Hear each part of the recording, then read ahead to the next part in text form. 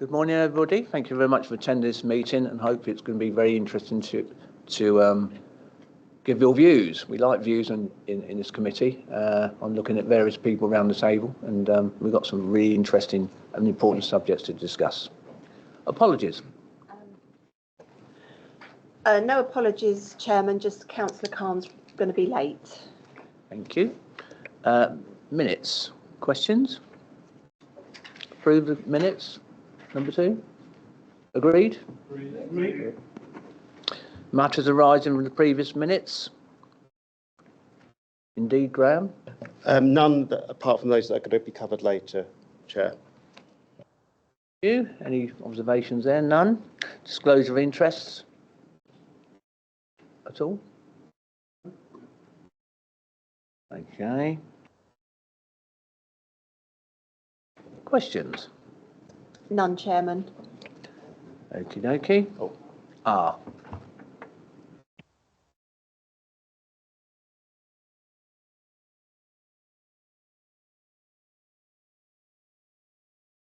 No, that one. No, the other one. Oh, there we are. Third time lucky. No, I was just going to say, we don't seem to get any questions. Did we do any after the notices are finished in May? Would it be worth actually advertising the fact that there are ability to do questions, because we don't seem to get any, and other places do get questions, and you know, as long as they're proportionate and about the subject that we're talking about, it seems there's a lack of that, Chairman. So either people don't know they can ask it, or they haven't got any concerns. Either way, perhaps it is positive or negative. Would it be worth considering looking at how we make it aware that we're open for questions about things the authorities do? I think it. I hear what you're saying, Councillor. On every agenda pack, we do set out the provisions. When the agenda pack goes up to the press and public, we do make it clear the avenues that members of the public or anybody can use to ask questions. So they must be entirely happy then, or they haven't found the avenues to ask questions. One who likes asking the odd question, I'm always interested in other people's views when they ask them. So. Okay, thanks for that. Okay, moving on.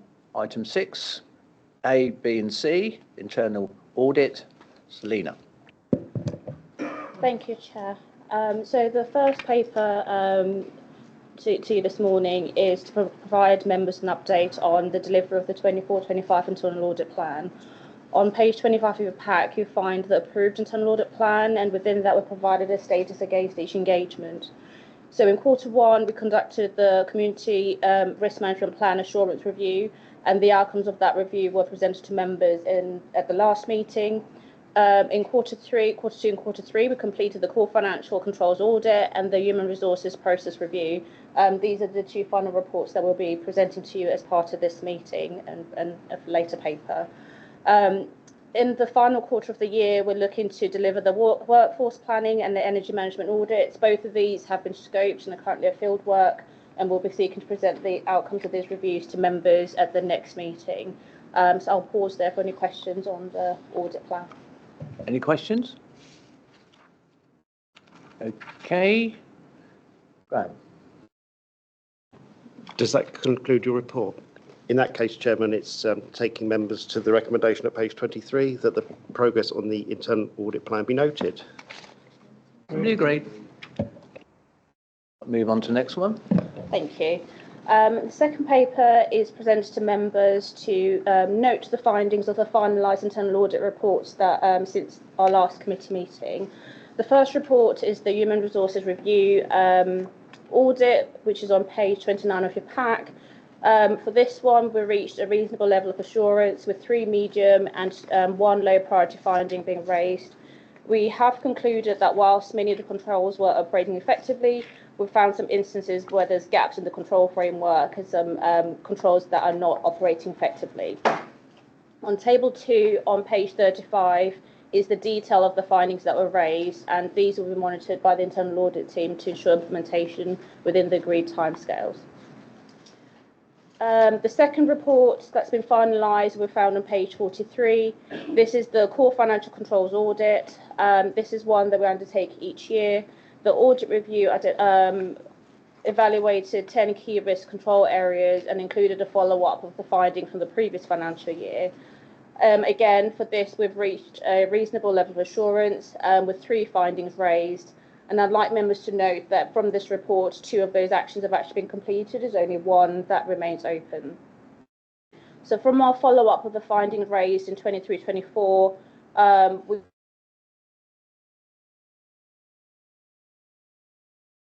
one action that had not been implemented at the time of review. Overall conclusion is that the controls tested were found to be operating effectively. So on page 2 of the pack will be the details of the 3 findings raised this year, and then on page 55 is a summary of the follow-up actions that were raised. I'll pause there for questions regarding that paper. Any questions? Robin. Firstly, thank you for the report. It's just to note and comment, in not criticism, on page 38, which is Appendix 1. You identified a fundamental weakness in there in internal controls, and you flagged that up. Is that just for information, or was there an issue there which you are working through to resolve? Because it was about some media priorities matters also presented. Is that just the way that you've wrote the report, or was there an issue in there? Because it's the only thing I've seen in red, which is to your credit. So on page 30, so page 38 is sort of our definition of how we evaluate and conclude our opinions on each finding. So when we do an audit review based on our assessment of the underlying risk for that control, we'll either say it's high, medium or low. And what we then do is somewhat of a subjective audit opinion. We then do an aggregated assessment of the overall report, saying it's either going to be substantial, reasonable or medium based on the full evaluation. So you might have one finding that's deemed high, but overall opinion will still be reasonable because we look at the whole system of control and it's not just evaluation of that one exception. So that's sort of what those mean. I mean, because the indication of key guidance to it, I mean, it is credit to you that we haven't got any reds on the report, which is not always been so, has it? And so that's good, isn't it, that we've got to that point, the most things which are in amber, not in red. So you're moving it forward, which is to your credit. Any other questions? Graham? In that case, Chairman, I take members to the recommendation at page 27 that the final audit reports for financial year 24-25 be noted. Is that agreed? Thank you very much. Move on to the next one, please.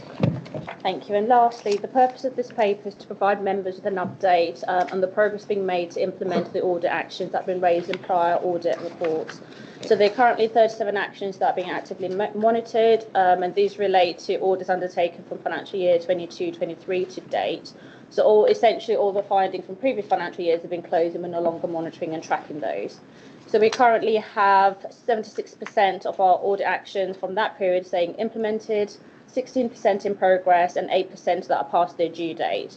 So on page 68 of the pack, we provide details of the 3 actions that are deemed to be currently past their due date that are still being monitored. There's 2 that are medium priority, 1 that's low priority, and we will continue to work with the service to make sure these are implemented. And I'll pause there for questions. Questions, anyone? Oh, Charlie. So I can expand, I think, with some of those is to do with the complexity of the actions where there's been resource changes or required change to systems. So they've taken a bit longer in terms of the implementation progress. And also they're multifaceted in terms of the actions need to be completed. So you'll note in the paper I've highlighted where they have completed some aspects of the action, but they've not fully delivered everything that we agreed. So we won't close an action until everything has been addressed, because fundamentally we're looking to ensure that the underlying risk has been addressed. So if you haven't implemented everything, you might still have some residual exposure there. Robin. I mean, lots of your implements are due to be finalised in June in this report. And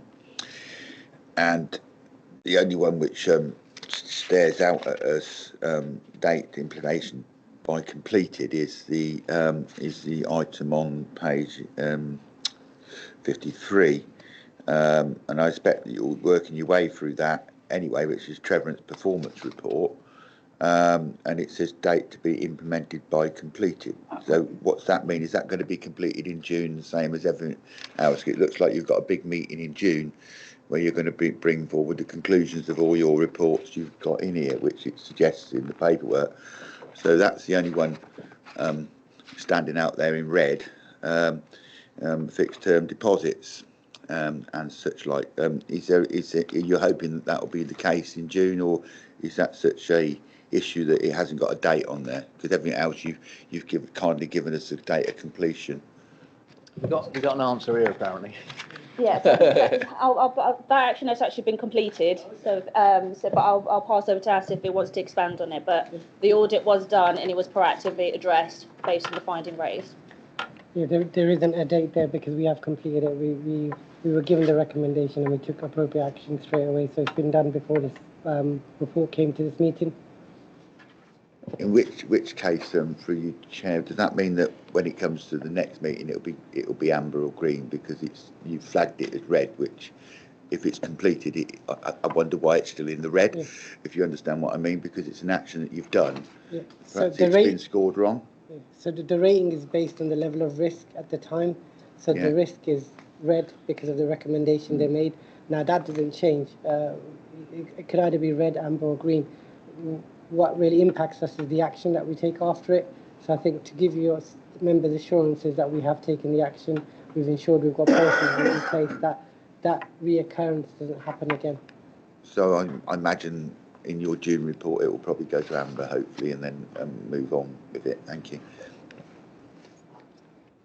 Well, I think it was just give the assurance that since the action's been taken, I don't anticipate this appearing in the next core financial audit. If it does, then this is fundamentally something that's gone wrong. But nonetheless, we reassess everything that we raise as red anyway, just to make sure it doesn't reappear.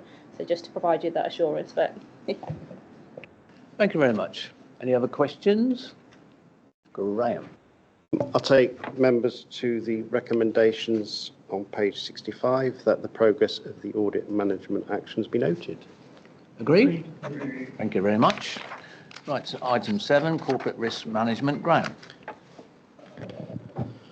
Thank you, Chair. Thank you, members. The cover report starts at page 71 of your agenda packs, and the corporate risk register is attached as appendix 2, starting at page 79.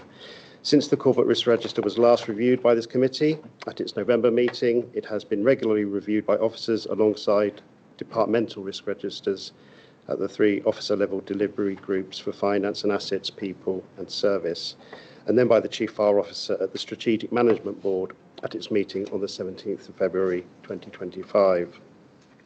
It has also been reviewed by lead members where individual risks fall within their areas of reference. Before I move on to address the new risk that has been identified and added to the Corporate Risk Register, members will see from the Corporate Risk Map, which is on page 77, that there have been no fundamental changes to the risk assessments to the 7 previously extant risks. However, there have been some developments in relation to all of those 7 risks. These are set out in the right-hand column of the Corporate Risk Register, and a synopsis is set out in the 7 bullet points on pages 72 to 74 of the cover report. In respect of some of them, there have been developments of note since the report was written. The first bullet point at the foot of page 72 concerns workforce availability risk, and I will pause at this point to invite the Director of Human Resources and Organisational Development to provide an update on recruitment into the service. Thank you. Thank you. So in terms of the latest cohort of whole-time recruitment, at present we've had 349 applications received.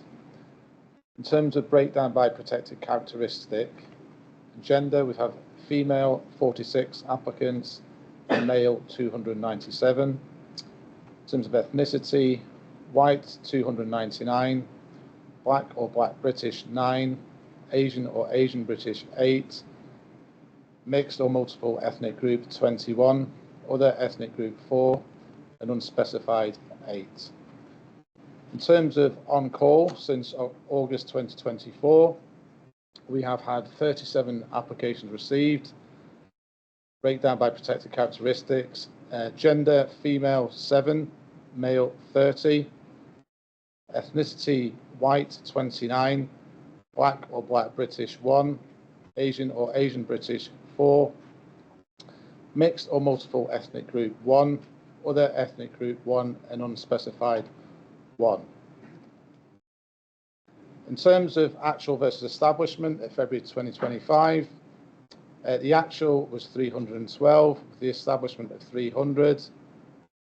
And in terms of on-call at February 2025, actual was 57.5, with the establishment was 96. We are doing a number of pieces of work regards on-call, but that's an ongoing factor. Thank you. Any questions? Robin?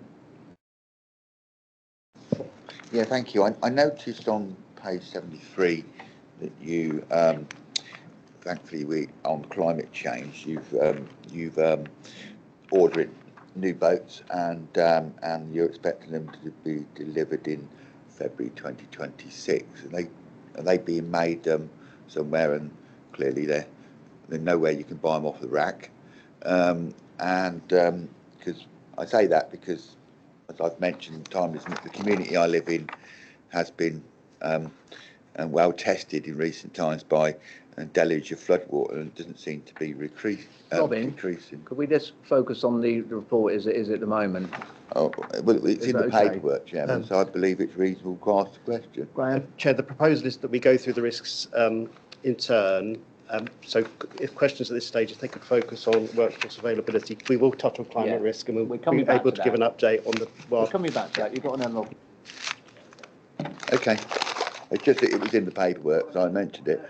I read it, so I thought I'd bring it up.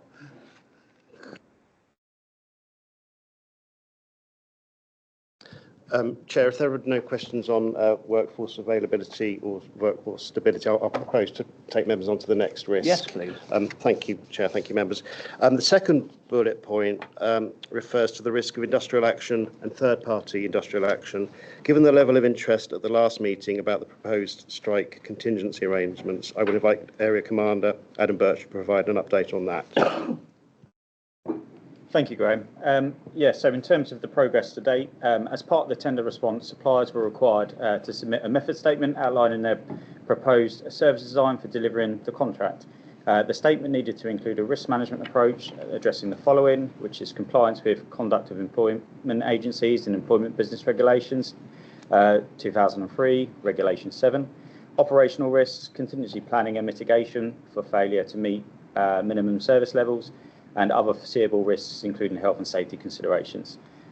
In regards to the contingency crewing arrangements, Royal Berkshire Fire and Rescue Service are leading this collaborative project. The contract award to the successful supplier is pending final discussions on contract terms and conditions before presenting a final version to the successful supplier.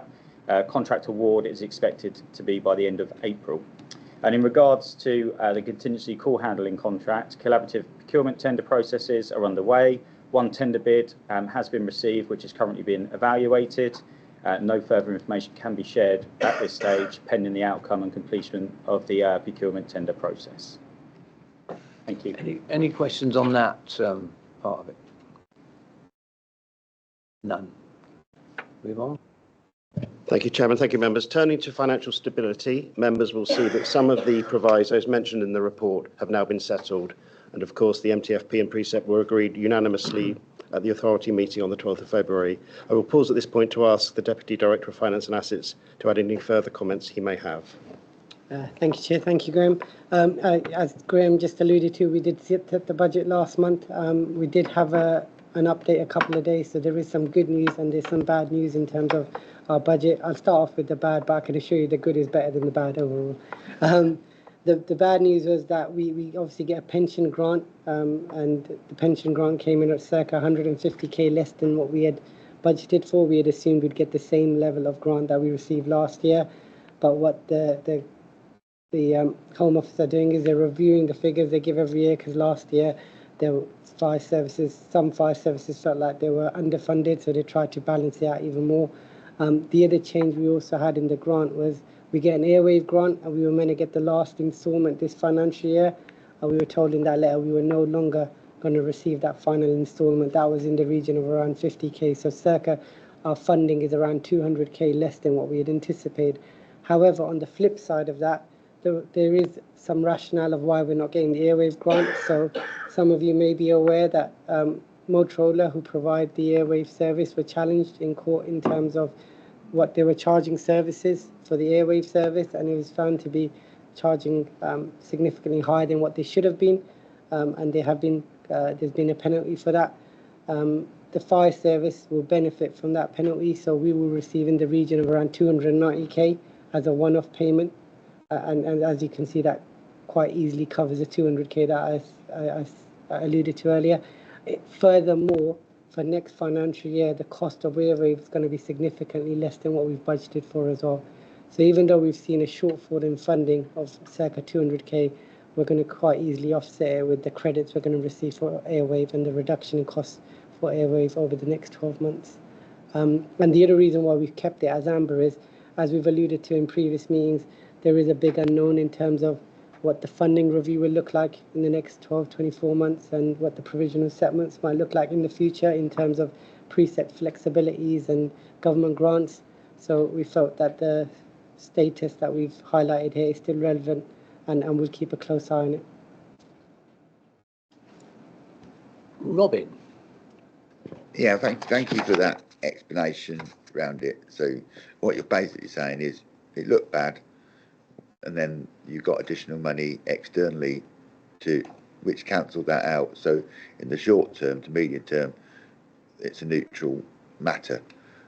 Does that mean that is going to carry on being a neutral matter, or is it going to be something that we return to every fiscal because we don't know what the grant will be, or is there any indication on how they're going to fund that long term?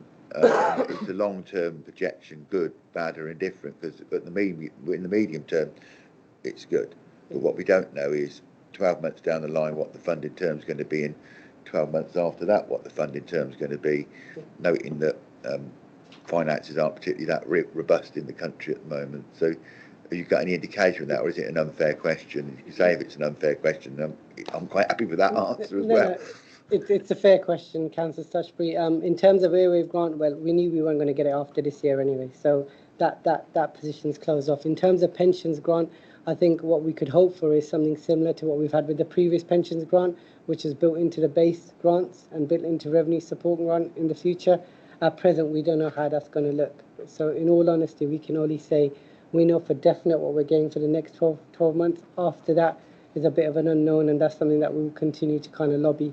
But I think for the sake of the meeting, our pension fund is well funded, and I think we need to say that, period, because it gives you can jump to the wrong conclusion. The fire service pension fund is one of those ones which is well funded in the country, and I think we ought to say that so people don't think there's a risk there but there isn't.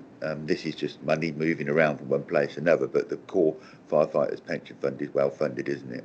Yeah, it is. In terms of the fund itself, it's fine. I think to give you a bit more context about why this pension grant came about, so every 4 years they look at employer contributions in terms of pensions, and recently it was increased significantly, and obviously that cost was quite significant for the fire authority to kind of absorb within its existing budgets. So what Treasury did was they funded services to cover those costs. With the previous grant, they gave a figure and they stuck with it every year. With this grant, they gave a figure last year, and they've revised the model again and looked at it, which meant that we got slightly less than last year. Again, we don't know what that figure might look like next year. But going back to your original point, yes, in terms of the pension fund, we're in a good position. This was more about how do we fund our employer contributions, and we'll continue to lobby for that additional support in the future. Any more questions on that? None at all? Graham. Thank you, Chairman. Moving on to the next bullet point on page 73, which is the information management and security risk. I'm pleased to say that our digital declutter campaign is in full swing, and we are seeing positive steps from our staff in reducing their digital footprint, with 2 stations reducing their storage by over 60% since the 1st of January this year, which is encouraging. Moving next to climate change risk and the boats and the fire units that are mentioned there. Members will see the reference to our response capability to floods and wildfires respectively, and I will ask Area Commander Paul Scaines to provide an update on the delivery of our boats and wildfire units. Yeah, thank you, Graham. Yeah, we're pleased to announce that the rescue boats have been delivered into service. We have commenced training on them as well. One of them is in workshops at the minute, just having some minor adjustments on the trailer, but it's been reported that Beaconsfield's training may be completed by the end of play today, so the new rescue boats will be coming online. The Royal Firefighting Vehicles, so they've gone out for build, so we're looking at about the 17th and the 20th of this month that they're going to have the chassis built, and then they're going to go across to Emergency 1, which will then sort of fit them out as Royal Firefighting units, and there's a build time of around 8 weeks for them as well. So we're looking maybe the earliest delivery is going to be the end of May for those units as well. Also pleased to say that and this was sort of new news at the end of last week, our officers have all received the management of wide area flooding events as well, all the way up from station commanders all the way up to our deputy chief officers receive that training as well. So thank you. Rob. Yes, Chairman. Pleasure. Well, firstly, thank you. I'm really pleased that the boats are in place. I'm really pleased having what we've experienced locally in Buckingham, and I know that Cheshire, Milton Keynes and Marlow experienced similar unwarranted weather changes because of climate change. It's really productive the way that we've moved over the past 4 years to actually putting it into the corporate risk register, and actually that decision, which was taken about 2 years ago, is now showing benefits in the way that we're planning. What we can't do is plan for what we don't know is going to happen. But I am pleased also that in your, Paul, in your summary that you're saying about the training which has been undertaken to equip teams with it, and the fact that you're paying attention to it, the fact that we are constantly aware of this situation, which has grown, let's be honest, how we go forward with it and how we communicate, which is the key thing, is every community has its own tick, and I think there needs to be a positive communication around the actions that the Fire Authority has done, the way it's implemented, the way it's changed, and the way that through discussion, I think through this committee and raising it in the first place, that we've actually moved a step forward to meeting our questions. So the question would be, how do we communicate the work that you've done, and how do we express that the purchases that we've made, which we've budgeted for and funded, which is to the credit of the Fire Authority, to let the public know that we're on their side when it comes to flooding, and that we are working tirelessly because of the training that we're putting in. And I think it's an important conversation because it gives people reassurance that when everything else is falling apart, the firefighters and the firefighter are behind them. And I think that's an important thing that we need to communicate, because families who are affected by flooding feel quite isolated. I met them only last Thursday at a meeting, and they're still very isolated from the flooding we had in 2024 in Buckingham. And sadly, this is going to go on. So could I propose through the chair that we work with you, Paul, on some way of communicating the investment that we've done, how that's done, and when that's done doesn't matter from a sense, but I do think the public need to know that we've done it. I really do, because it's been a big change from when we were resistant. There was resistance to doing it in the earlier stages. Doug. Yeah, happy to sort of provide a response to that. So firstly, I agree. I think it is important. It's important for 2 reasons, actually. It's important that the public understand kind of our capability and what we can provide to the community, if you like, around wide area flooding. But also, I think it kind of supports our lobbying around statutory duties as well, because ultimately, as you say, we are investing in in managing that risk, but currently we're not appropriately funded, arguably, for it. So I think there is a real benefit in us thinking about a sort of communication piece around it. The CRMP itself hopefully gives the public an indication that we do take climate risks seriously and that we are making provision for it. So I think it should be out there in terms of our, the authorities, publicly available CRMP. Additionally, through some of our partnership work, we already kind of work with, the Local Resilience Forum and others to kind of do some of the preventative work as well around preparatory work, if you like, around flooding. So I think we are communicating through various avenues and hopefully giving the public assurance around flooding and our capabilities. But I think it's a good suggestion that there's probably a bit more we can do, so we can probably take it outside and think about what that communication looks like. Yeah, thank you, Doug, for that. I think that was positive. I mean, local communities have flood action plans, which they've been asked to do by the Flood Authority, which is, in our case, in Buckinghamshire, it's Buckinghamshire Council, the Flood Authority. And in Milton Keynes, it will be Milton Keynes. It might be something to make sure that communication's linear, is that we contact those local councils who have got flood action plans to augment their flood action plans where it's appropriate, to know that this resource is there, because there are weaknesses in flood action plans that I've looked at, because they're historical documents wrote at a date. This is an improvement, this is an investment, this is something we've done through question, challenge and whatever. So I think there's a communication through the lead councillor in Milton Keynes and Buckinghamshire Council to make sure that that message gets over, because I think that we're not a statutory flood authority. They are, and we're doing it because we react. We're an emergency service, and we're acting in that way. And I think people shouldn't get confused between the two. But I think it's a credit to us what we've done, and I think it would reassure the public that there's a neutral, non-political person in the system on their side. And my experience, when firefighters turn up to something, people feel so relieved when they turn up. The fact that somebody's actually turned up, there's a friend there to help them with a pump and advice and such like, and even that is valuable. And as I say, I was only being challenged or questioned about it on Thursday, so it's in my mind. Thank you. Yes, Doug. Just want to add one thing as well, slightly off topic in terms of that communications point, but just in case members weren't aware, and just a little good news story, I suppose. The NFCC have coordinated another convoy to Ukraine, and our 2 rescue boats that are being retired out of service, if you like, if you weren't aware, are going to form part of that convoy, and obviously add benefit to our colleagues in Ukraine, which is great. Positive news. That is really good news, isn't it? Well done, everybody there. Anything else, Robin? Nothing? To record my thanks. Okay, I think record my thanks to the efforts which have happened in the past 4 years. I think that needs to be noted. Thank you for everybody who's involved in that. Graham. Thank you, Chair. Turning next to the risk, which is categorised as values and culture, which is the bullet point at the top of page 74.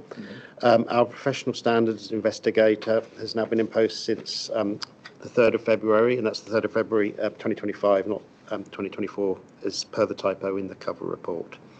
Also mentioned in the cover report is the mandatory bystander training that has been introduced, and I will ask Ronnie to comment on what that comprises and progress to date. Thank you, Graham. So the bystander training is training for our staff to play a more active role in any form of harassment or discrimination they may witness in the workplace. We are going through the training programme with all staff, and the current numbers are for support staff. We have 50% of staff have completed the training. For whole-time operational staff, 32% have completed the training. This will be ongoing in the coming weeks and months, and it's a really important training package for all staff to play a part in. Thank you. Any questions on that? It is not. Wow. Thank you. If I now take members to the new risk, which is centred on the potential impacts of local government reorganisation as a result of the government's English devolution white paper that was published in December. Officers added this to the corporate risk on the 21st of January due to the government's intended drive for the establishment of strategic authorities and the goal of progression to mayoral strategic authorities with responsibility for both police and fire and rescue. This combined with Milton Keynes City Council's interest in aligning with Bedford Borough and Luton Borough. As set out in the update to the Corporate Risk Register on page 90 of the agenda pack, the government announced on the 5th of February that what will be called the BLMK, which is Bedford, Luton and Milton Keynes Strategic Authority, would not be in the first wave to be established by May 2026. However, there are issues that could cause significant impacts for the service if fire and rescue were to come under, for example, BLMK Strategic Authority. For example, a lot of the fire services resources are located within Milton Keynes City Council, and if fire and rescue came under that new authority, it is likely that this service would revert for governance purposes under Buckinghamshire County Council, Buckinghamshire Council. So there are impacts not only in terms of some of the funding, resource allocation implications, but also support service functions and what have you. Yeah. So currently officers have put this on the risk register, and as officers, we're not close to a lot of the politics that may lay behind it, but we thought it should be put there as a corporate risk because we're still constantly evaluating those risk implications. Robin. Being a creature of North Buckinghamshire and how North Buckingham sits and watching the way that we've grown resources and plan. Also, I sit on the Buckinghamshire, West Berkshire Oversight Scrutiny Committee, and I've seen that change. So when you put things together and the differences in the modelling of those services and their health services haven't been exact, like there was no correlation between what one place was doing and another place was doing. It takes a long time to balance it out. The idea that you could remodel your investments, which has been planned over the long, short and medium term facility to actually cater with an area. So I really think there is an engagement issue here around the practicalities of it and the economics of it. If you look at the economics of it, you would end up with a smaller authority in Buckinghamshire, which wouldn't have the resources that it's invested in pan across it. So where it says, you know, engagement with MPs and councillors, well, engagement with councillors at the moment wouldn't be exactly precise because of one part of the authority going into an election. But I do think that there needs to be a serious discussion, and I would suggest there is, about the practicalities with all the members of Parliament in Buckinghamshire and Milton Keynes about this. We are fortunate that one of the members of Parliament in Milton Keynes did serve on this authority, so hopefully they would have an inside track about the investment that had been made and what had done. Whether it's a good idea or a bad idea, that's not what we're here to discuss. It's about how it works for our constituents, our people we serve. And I'm not sure, with the limited evidence we've got out there, you can make a judgment on it. But I do think there's a point of lobbying about the practicalities and the economics around it, and to not actually get off and do it now, what I call in a cooperative way, which is pointing out where things might not work or will work or won't work. Because if we end up with a situation that is possibly alluded to, it will be quite challenging both for Milton Keynes and challenging for Buckinghamshire to have a balanced service, plus the employment issues, the pension issues, and all the other things that come in it. It's a case thing. By looking at what happened with the health services, and I've been privileged or not privileged, whichever way you look at it, to look how that panned out, and that hasn't really settled yet when you've got people having different medicines here to they have there. So I've seen the inconsistencies which can take place. So I think this is right to be on the risk register of red, because we're not here for a political purpose. We're here for an authority and delivery purpose of what we do. And I think, could I suggest that a meeting should be arranged? It won't affect any elections because the MPs aren't up for election for short term to medium term. So I think there should be a meeting with the authority, with officers, to explain to them about the long-term investment that we've planned, what we've talked about, the way we've planned our way out of these problems long-term, and the risk to the economics of both sections of the authority by change. If we don't do that, we will be letting people down. It could be that we can augment the change to actually work if that's what the government decides to do. And I'm here to represent people. And if what I've said seems different to those plans, they're not different to those plans. We're here to audit the risk, and that's what this committee is about, not a political statement around that risk. So I'd suggest to the chair that we should seek through our officers an early briefing meeting with those members of Parliament, all of them, to ascertain how they feel this is, because if we don't talk early enough, decisions will be made which we will then have to try to augment, amend and change. So I think that's a reasonable suggestion. It might not be appreciated in some quarters, but we're here for the residents of Buckinghamshire and Milton Keynes, not for the not too easily to accept something. Okay, I think you are agreeing what the proposal is. Graham, can you put the proposal again?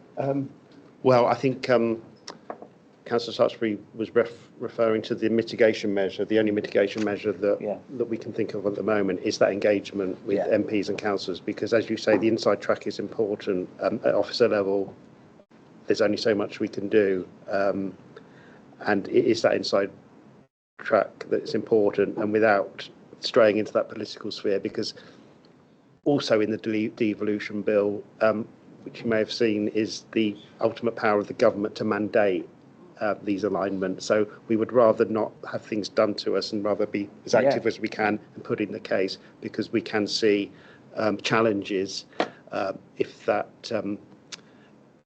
ELMK model were favoured, and if that were then to lead to fire and rescue service coming under that new authority, we could see some challenges there, where our whole focus has been looking really at the Thames Valley collaboration with the joint control room and mobilising and all that stuff. So, but we're also conscious that there are competing bids, for example, for a Thames Valley model. So we're sort of being tossed on the seas of various various machinations that we'd. Well, I mean, I think what we're saying is it's been noted.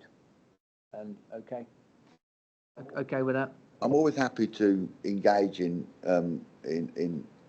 practical conversations around realities as a person in agriculture. I have noticed that, actually, Robbie. Yeah. Well done. All right. Right, Graham. Shall I take members to the recommendation at page 71? And that's the status of identified corporate risks at Appendix 2 be reviewed and approved. And I think that has been approved, Chair. You agree with all that? Thank you very much. I've done that one. Item 8, it's you again, Graham. Thank you, Chair. This is approval of the draft 23-24 Statement of Assurance. The cover report starts at page 91 of your agenda pack. As can be seen, this draft Statement of Assurance covers the period from 1st of April 2023 to the 31st of March 2024. The Statement of Assurance is the last piece of the governance jigsaw and normally cannot be finalised until all of the other key inputs have been received and approved by this committee. The final piece typically being the approval of the Statement of Accounts. As members are aware, there have been significant delays to the external audit of the authority's financial statements over the last couple of years, something that has affected many public bodies as well as the authority. This has had the knock-on effect on the approval of the Statement of Accounts for 23-24, which did not occur until the full authority meeting on the 12th of February 2025. The format and content of the Statement of Assurance itself are based on the government guidance published in 2013, a copy of which is included as an appendix to the cover report and can be found at pages 113 to 119 of the agenda pack. The guidance has not been updated since then and therefore remains extant. The draft Statement of Assurance is at pages 95 to 111 of your agenda pack. Updates relative to the previous year's statement are shaded grey in the draft statement.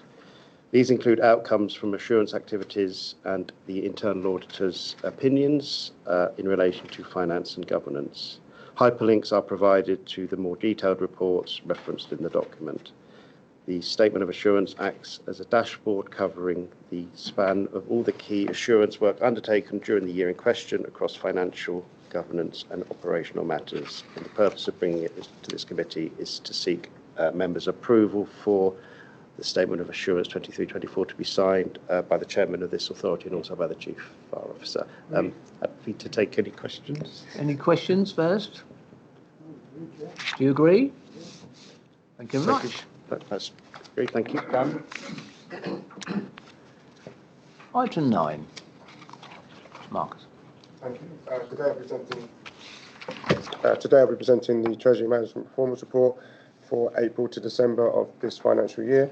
The accrued interest earned for the period was 916,000, which was 391,000 higher than the budget set for the same period of 525,000. For the total of the year, we are projecting to achieve 1.2 million, which is £500,000 additional income compared to the set budget for the year.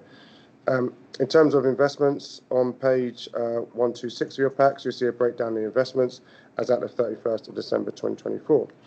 As you can see, the Fire Authority had 25.6 million invested in various counterparties, including banks, building societies, money market funds, and current accounts. As you can see from the investment chart on page 127, the Authority has deals maturing on a frequent basis to ensure the Authority is able to meet the short-term expenditure requirements. In terms of borrowing, there's been no change in the Authority's borrowing position. As at December 2024, we still have 4.55 million in borrowing. The amount of interest we have to pay out on this borrowing for the year will be 214,000. So you can clearly see we've earned more interest coming in than payments going out in interest. The next loan is due to mature in December 2027, and funds have already been set aside to pay this when due. Moving on to interest rates. During 24-25, the Bank of England's Monetary Policy Committee so far has voted to reduce the interest rates on 3 occasions and is currently sat at 4.5%. The next Monetary Policy Committee meeting is scheduled to take place on the 20th of March. As per the prospects for interest rates table on 131 of your packs, the Authority's Treasury Advisor projecting the base rate to steadily reduce over the next 18 months. With this being said, the Treasury strategy that was approved for 25-26 at the Fire Authority in February reduced the target for interest income from 700,000 to 600,000, and this reason is due to the interest rates projection to reduce, and also the high capital programme that was approved, which will then leave less surplus funds available to reinvest. And finally, the team, mainly me, will continue to review the cash flow on a regular basis to ensure we've got money available to pay short-term payments. Thank you, and happy to take any questions. Robin. Firstly, thank you for the report. And one question would be, is there any, if our interests on our loans are low than what they are today, is there any point in paying them off? Because, you're going to may end up, if we borrow again, we'll borrow at a higher rate. And the other question is that you made some note to it, and I think we ought to talk about it, is on page 131. Obviously, there's been a change in America, and we have a new president, which seems to be an event every hour, doesn't it? So I think that'd be safe to say, without criticising or making comment, do you think that changes our dynamics around the long-term risk of interest rates going up and down? Because there has been fluctuations in the markets, and they go up and down all the while. And in the end, that might mean that the interest rates might start tagging the fluctuations, and the risks of higher interest rates could become apparent because of that, or they could become lower because of that. I don't know, depending on how which statement comes out when. But there is a new dynamic that we have no control over. It was reasonably settled before, and I'm worried about that having an effect on our interest rates, because when somebody gets a cold somewhere, it spreads around the world very quickly. So not that we can control that, but are we monitoring it? Because, and the first question about paying off the loan early, if it is at a nice low rate, which was from years ago, why would we want to pay it off when we might have to borrow more money for something else at a higher rate? Thank you, Councillor Satchery. So just on your first question, you're exactly right. We have done some analysis and looked at if we did look to repay some of those debts compared to the level of interest that we're receiving on our investments, it probably isn't worthwhile at present to repay those debts off because, as Marcus alluded to, we are receiving a better return in interest rates. So we're kind of closely monitoring that. But if there becomes an opportune time that it's probably beneficial to pay those debts off, we're in close discussions with Councillor Walsh as well as the lead member to make a decision on that and bring that back to the Fire Authority. But at present, there is no decision to make any repayment. The second question, I'll be totally honest, we're not economists, and I wish I could kind of wave a wand and say I could tell you what's going to happen in the next 12 months. We use specialist advisors that give us advice. Just to give you an example, this time last year, they were expecting base rate to go down to around 4%. That's why we'd set a budget of 700k for our Treasury investment income. It actually stayed at over 4.5–5% for most of the year, and that's why we've overachieved. But you are right, there, impacts and decisions made by significant countries that have significant power will have impact on our markets as well. But we rely on our specialist Treasury providers to give us that information. And the other thing is, in terms of investment, it's not about return for us. It is about kind of making sure we've got liquidity and security before we even look at return. Of course, we want to get the best return possible, but to make sure that we've got the right balance, we set a prudent budget accordingly to make sure our Treasury budget isn't over or understated. Another question? I just thank you for your honesty, your response. We can't control what happens in the world markets, and we are, like every other person, settled with, but we're, as you quite rightly say, we're not putting money away to make money, we're putting money to secure the future of the authority. So it's a different question that we're asking, but we could be affected by these things, and I have every confidence that you've demonstrated throughout the time I've sat here that you are well equipped to monitor that for the purpose of this authority, not the purpose of controlling the world economy. Quite clearly, I don't think we're going to be doing that, but we are in uncertain times. Thank you. Thank you. Any other questions? Graham. I take members to the recommendation on page 121 that the Treasury Management Performance 24-25 April to December be noted. Be noted. Thank you very much. Okay, item 10, Local Pension Board update. Doug. Thank you, Chair. Members, as the paper sets out, the authority is required to have a local pensions board to assist and scrutinise the authority as the scheme manager. This paper is an annual item for noting by Overview and Audit Committee, intended to provide members with confidence that the local pensions board is fulfilling its role and operating in line with its terms of reference. In respect to the authority's ability to manage the scheme effectively, there do remain a number of challenges and complexities relating to both the MacLeod Sargent and the Matthews Court rulings, both of which are creating significant issues for the scheme's administrator, West Yorkshire Pension Fund, in respect to their ability to process a high volume of cases. These issues are national sector problems. They're being worked through, but they may result in reportable breaches to the pensions regulator relating to missed deadlines, predominantly associated with the issuing of annual benefit statements. As the chair of the pensions board, I'm confident that Mark Asif and the finance team continue to navigate those complexities diligently and are acting in the best interests of you as the scheme manager and also the members of the scheme. If it hasn't been possible, or examples where we know we might have challenges around individual cases, I know the finance team are in communication with those members. As a pensions board, we monitor the risks through a risk register to try and ensure that the scheme manager employs all possible treatments to drive down that risk, and the risk register is attached, as you will be aware, as an appendix item. Myself or colleagues from the finance team happy to try and take any questions. Robin. Well, firstly, thank you, Doug, for the response. The basic question would be, we're talking in an audit committee, these high-level things, how are we communicating that to the investors in the pension fund, that's mind the firefighters management team and whatever in it, to make sure that they're reassured of those actions. None of the actions you described would affect the pension fund, but I think it's always appropriate that we are having dialogue with them about these things so that they are assured that when they retire, looking at the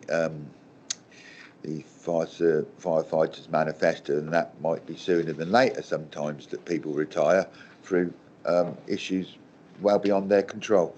So I think we need to have make sure that we are, and are we having, Doug, those appropriate level briefings with them so that they're assured that none of this affects their ability to draw their pension, because that's the key thing, I think, from us as here, to reassure the employees, the union and other cooperative workers that we are, their pensions secure, including your own, hopefully, Doug.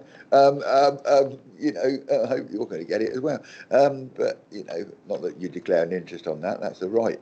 But are we doing that? So, interestingly, we had our quarterly local pensions board meeting yesterday. And we had this exact conversation about communications and what's appropriate and when.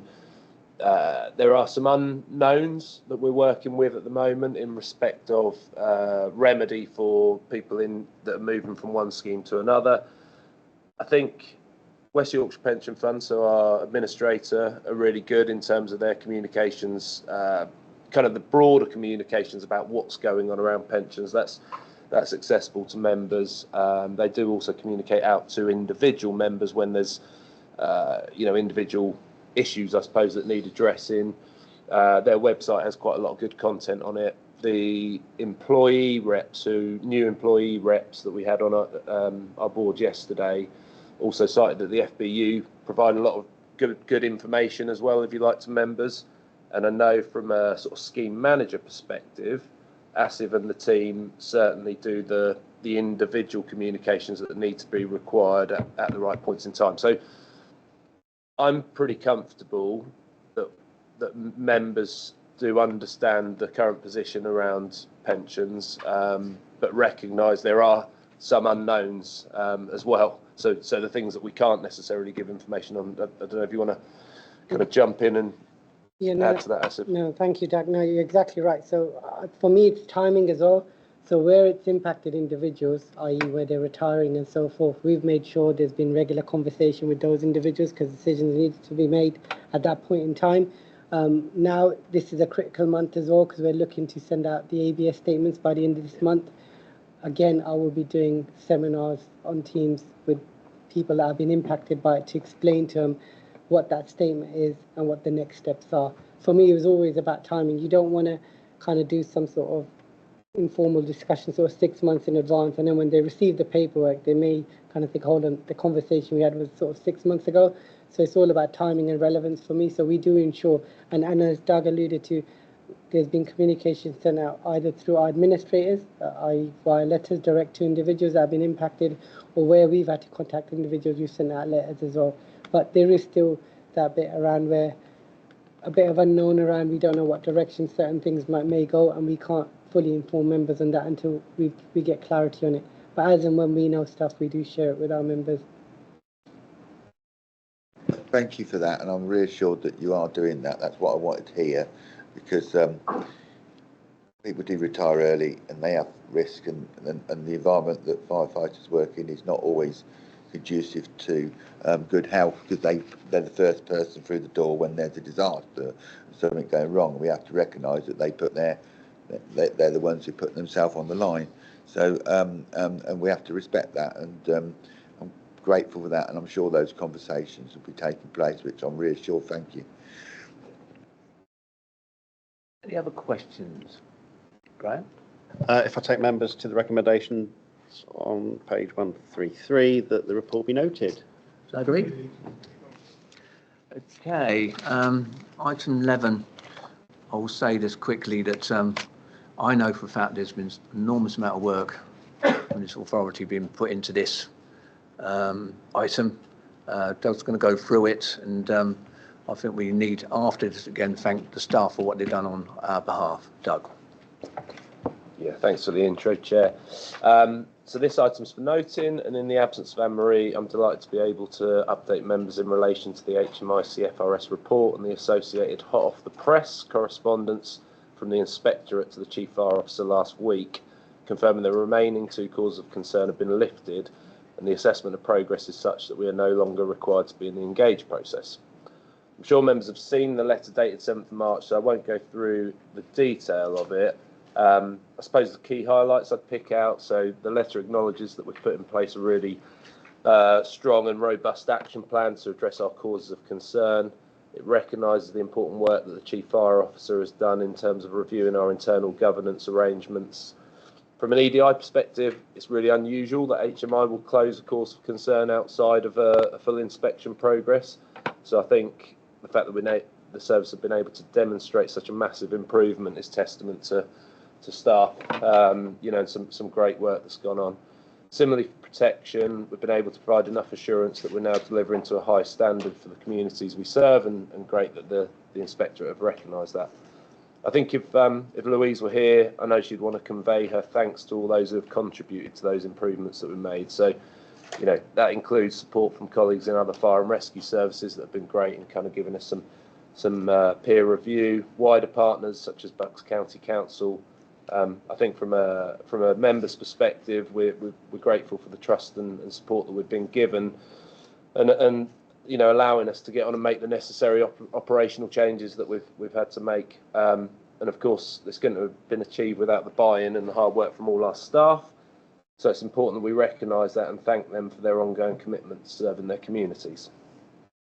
Finally, and just to give members confidence that we're not resting on our laurels, I just want to give you an insight into our current position. As at the end of February, we had only 2 of 40 actions outstanding on our cause of concern plan. We've closed 15 of the 26 areas for improvement and expect to have the remaining 11 closed in the next couple of months. Those we focused on probably slightly less than the immediate action plan in terms of cause of concern, but equally, we're really keen that we get those wrapped up as we move into what will be another inspection cycle probably towards the end of this year. So we want to really be on the front foot. Also making good progress against the standards of behaviour recommendations that were addressed to the wider sector. And furthermore, in terms of striving for continuous improvement, we've recently conducted a peer review of our safeguarding function. And next month, we're going to be undertaking a peer review with the support of Surrey Fire and Rescue Service to some elements of our protection function, just to make sure the work and the foundations we've got in place are really sound and kind of take us from what we believe to now be kind of good to outstanding, ultimately, is our aim. Again, myself and colleagues happy to take any questions. Robin. Well, firstly, Doug, and through you, Chair, I think it has to be noted that we have been reviewing this internally and monitoring the officers of the authority's efforts to turn this round. And I think it has to be noted that if you look at where we were and where we are now, that has been quite a rapid improvement. Quite often in other things, it isn't so quick. So that shows how seriously we took it as an authority, and how the managers and principal people responsible took those actions away and did them.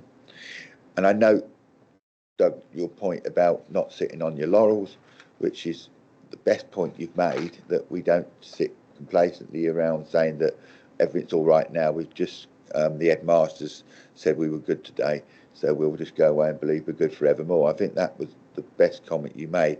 And it does say in the response and the letter that, you know, getting the service improvement and whatever, and it just indicate that.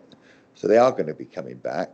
And what you don't know is what would be the issue nationally that might impact upon us, because this wasn't an issue which we caused. It was an issue which was a national issue, which we became part of, didn't we, when they reviewed everyone. So, but I do think we ought to record our thanks and credit to all those people who worked on this. It hasn't been easy, and it's been testing, and it's taken a lot of your time up. And I did read the article, and a nice photograph of the chief of the fire authority in the article, and it was a good news story. But the good news story will be the constant monitoring of this, which Doug indicates that we're not sitting on our laurels. That's the real good news story, that we don't take it as a one-off event and we move forward, which was the most important thing you said, Doug, was that you're going to continue to work with it, and for that I give you credit. Add anything to that, Doug, or no? No, I don't think it is. We've had two goes, eh? Yeah. Oh, any more questions from Sade? It's just to say, when I came on board, it was all about, you know, the investigations, everything else going on. And from then to now, it's just brilliant to see the changes, you know, looking at EDI, the support for staff, everything else that has gone. So it's just to say thank you. I felt comfortable, you know, working with everybody. And I think it's a beautiful thing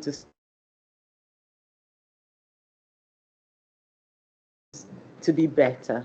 So it's just a comment.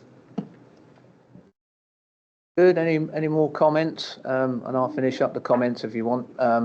I've been on this authority a long time, and I know for a fact that it's members and the staff working together on all these things, and it's been enormous effort on this. So thanks to everybody that have been minuted, I expect. Thank you for that. So Graham. Thank you, Chair. If I take members to the front page of your supplementary papers, the recommendation is that the HMICFRS Buckinghamshire Fire and Rescue Service return to the default phase of monitoring March 2025 be noted. Is that agreed? Yeah. Okay. Item 12, forward plan. Any comments on that at all? That's just for noting, Chair. All right, noted. So one comment is actually, I mean this, can I just thank everybody who's took part in this committee over the past year or so, your support, and it's been positive.